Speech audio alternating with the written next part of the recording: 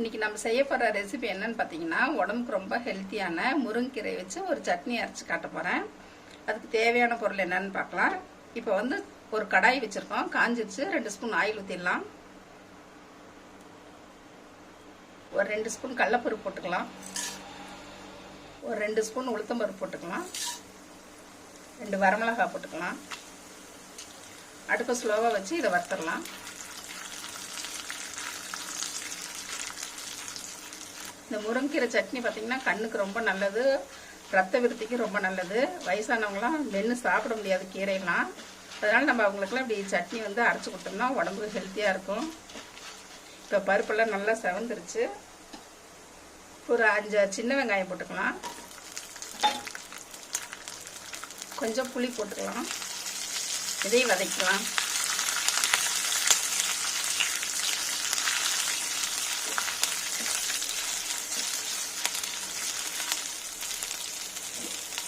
இப்போ நம்ம முருங்கைக்கீரையை நல்லா அலசி புளிஞ்சு போட்டுடலாம்.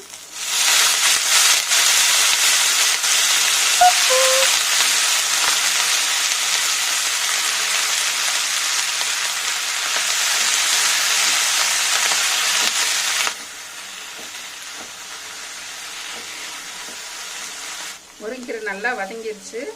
இப்போ வந்து தேங்காய் வந்து ஒரு 1/2 மூடி திருவி போட்டுக்கலாம்.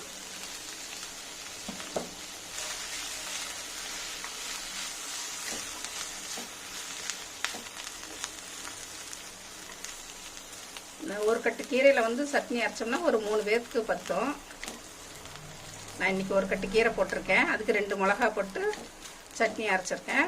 காரம் அதிகமாக வேணுங்கிறவங்க ஒரு மிளகா சேர்த்து போட்டுக்கோங்க. உப்பு தேவையான அளவு போட்டுடலாம். கீரை வதங்கினது போதும். அடுப்பு ஆஃப் பண்ணிவிட்டு நல்லா ஆற வச்சு சட்னி அரைச்சி எடுத்துக்கலாம்.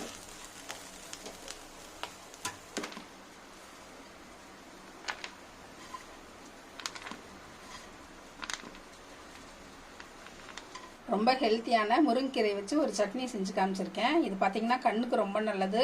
ரத்த உடம்புல கம்மியாக இருந்தால் கூட டாக்டருங்க வந்து முருங்கைக்கீரை சேர்த்திக்க சொல்லுவாங்க.